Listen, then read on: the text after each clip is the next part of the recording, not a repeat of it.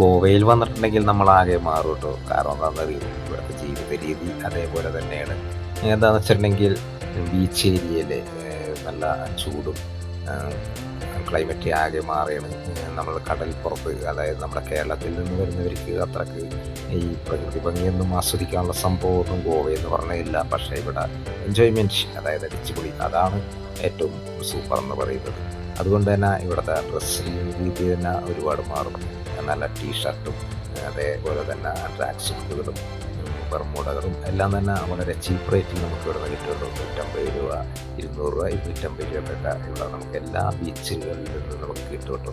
അതേപോലെ തന്നെ നമ്മൾ പോകുന്ന വഴി ലിക്കർ ഷോപ്പുകൾ പെൺകുട്ടിനായിട്ടാണ് ഇതേപോലെ ലിക്കർ ഷോപ്പുകൾ നമുക്ക് കാണാൻ സാധിക്കുന്നത്. ഗോവയിലെ മൊത്തം ബീച്ചുകൾ നമ്മൾ കറങ്ങേണ്ട ആവശ്യമൊന്നുമില്ല എന്നാണ് കേട്ടോ എനിക്ക് തോന്നിയത്.